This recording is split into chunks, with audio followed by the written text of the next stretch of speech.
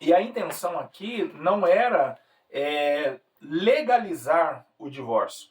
Deuteronômio capítulo 24, versículo 1, nos diz da seguinte maneira: quando um homem tomar uma mulher e se casar com ela, então será que, se, ou seja, é uma possibilidade que isso aconteça. Qual?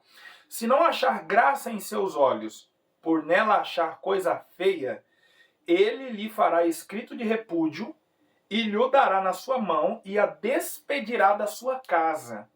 Se ela, pois, saindo da sua casa, for e se casar com outro homem, e se este último homem a aborrecer, e lhe fizer escrito de repúdio, e lhe o der na sua mão, e a despedir da sua casa, ou se este último homem que a tomou para si por mulher vier morrer, então seu primeiro marido, que a despediu, não poderá tornar a tomá-la para que seja sua mulher, depois que foi contaminada, pois é abominação perante o Senhor. Assim não farás pecar a terra que o Senhor teu Deus te dá por herança.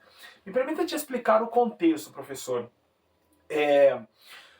A dureza do coração do homem era tão grande que, às vezes, durante o casamento, a sua atenção se desviava. E ele, então, não queria mais estar com aquela mulher. Ou por achá-la feia, certo? Ou então por pequenas falhas que ela cometia no dia a dia. Imagine aí, queimar o feijão, não temperar bem os alimentos. Qualquer coisa era motivo para este não querer mais a sua mulher. E diante disso, o que estava acontecendo? Um problema social. Estava se estabelecendo um problema social no meio do povo de Deus. E qual era? As mulheres não tinham espaço na sociedade que hoje possuem. Oportunidade de emprego, de ascensão social. As mulheres eram inteiramente dependentes do homem. Ou seja, se não houvesse uma figura masculina na vida de uma mulher, ela estaria em maus lençóis. Perceba quando Ruth e Noemi perdem os seus maridos, elas voltam para Israel, elas voltam para Belém a fim de rabiscar espigas, ou seja, pegar o que sobrou das plantações. Então, as mulheres divorciadas começaram a se encontrar em uma dificuldade profunda. Por quê? Não tinham como manter-se, não tinham como se sustentar, e muitas delas já não tinham mais a casa dos pais para voltarem. Por quê? Às vezes os pais já tinham morrido, quem iria sustentá-las? Muitas delas não tinham filhos, e quando tinham ainda pequenos, como seriam amparadas? Então, percebam vocês que o divórcio estava provocando um problema social. Quem iria sustentar essas mulheres? Ok? Em razão disso, muito provavelmente, Moisés, enquanto líder daquela gente, estava tentando ali conciliar e resolver o problema, para que não houvesse o divórcio. Por quê? O divórcio trazia um problema não só para a família, imediatamente, como também para a sociedade. Só que o coração do homem era tão duro e não queria voltar atrás de sua decisão, que foi preciso então Deus intervir. E como Deus intervém? Mandando Moisés ordená-los a dar carta de divórcio. Então você quer separar da sua mulher? Separe. Mas escreva uma carta explicando os motivos deste divórcio.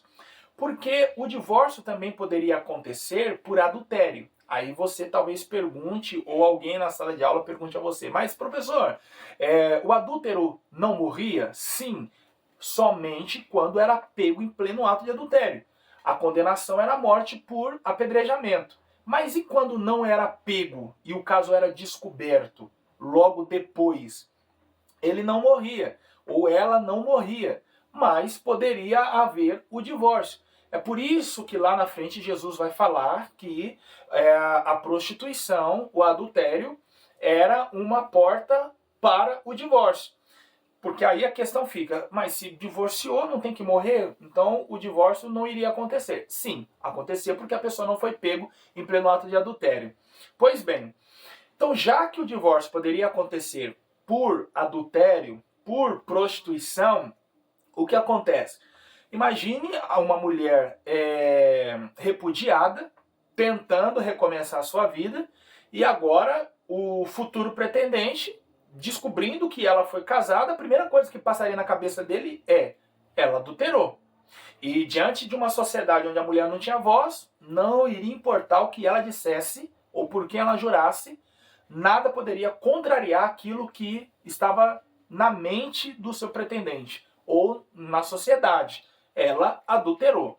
Então, para que essa mulher tivesse a oportunidade de casar de novo, ou seja, ela foi a parte ofendida, prejudicada aqui, para que ela tivesse a oportunidade de casar de novo, já que não foi ela que buscou aquele divórcio, Moisés, então, amando de Deus, ordenou que os homens fizessem carta de divórcio. E ali estava o motivo. Então, se ele quis se separar dela porque ela estava feia, ele ia ter que pôr lá: eu estou me separando porque a partir de agora estou achando ela feia. Eu estou me separando porque eu entendi que ela não cozinha bem. E, enfim, eu simplesmente quis separar. O motivo deveria estar nessa carta. E aí sim, perceba o que o texto diz: se esta mulher se casar e este marido novamente repudiá-la, ou então morrer, o que a Bíblia quer dizer? Se essa mulher que casou de novo e ela vir a ficar solteira, ou porque foi repudiada, ou porque agora está viúva, o primeiro marido não poderá mais tomá-la como mulher, porque ele estaria trazendo a abominação. Então perceba o contexto. Deus ele não permite o divórcio, nem no Antigo, nem no Novo Testamento. A questão aqui é que pela postura do homem e por trazer problemas sociais e prejudicar uma pessoa que não queria deixar aquele casamento, Deus então ordena a Moisés pedir aos homens que deem a carta de divórcio.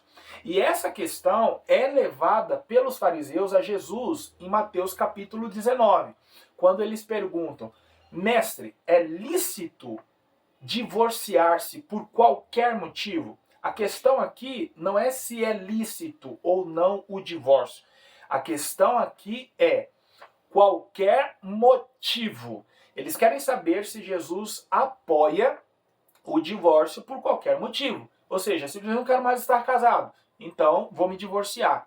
Jesus então responde: no princípio não foi assim. O que Jesus quer dizer com isso? Que o plano original não incluía divórcio. Quando Deus fez Adão e Eva, ele não colocou no projeto o divórcio. Ele colocou no projeto o quê? A união, a separação de pai e mãe para tornar-se um com esta mulher e com este homem, a constituição de filhos, mas ele não colocou no projeto o divórcio. É isso que Jesus está dizendo. E aí, o que Jesus quer dizer com isso é que no plano de Deus, no projeto de Deus, no desejo de Deus, é que não haja divórcio em questão alguma, mesmo quando há adultério. E aí alguém diz assim: poxa, mas o que é isso? É só você observar a maneira em que ele trata Oséias e a sua esposa, que é tomada das prostituições. Quantas vezes o Senhor mandou ele ir lá e tomá-la das prostituições e casar com ela de novo? Olhe o relacionamento entre Deus e Israel, como é tomado na Bíblia. Como um marido que não desiste da sua mulher, que está em constante adultério. O adultério aqui é símbolo de idolatria.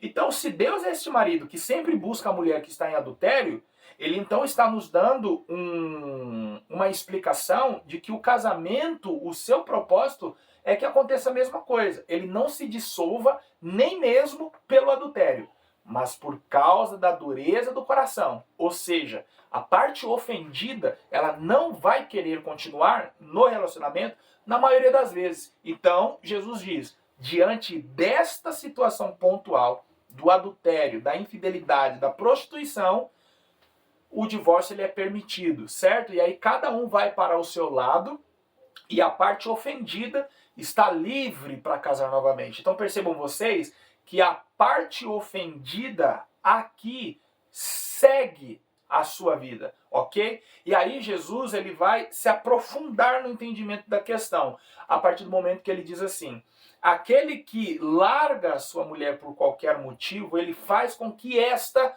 cometa adultério, porque num primeiro momento o corpo dela já pertenceu a alguém. Ela já se tornou um com uma pessoa. Então não é possível você se tornar um com uma pessoa agora, daqui 10 anos se tornar um com uma outra pessoa. É necessária a morte deste ou desta para que você se una com outra pessoa. É neste caso que Jesus está falando que o adultério é estabelecido. Quando o divórcio ele acontece por qualquer motivo, além do adultério, a pessoa, mesmo que foi ofendida, está sendo forçada a adulterar com outro, caso entre em um novo relacionamento.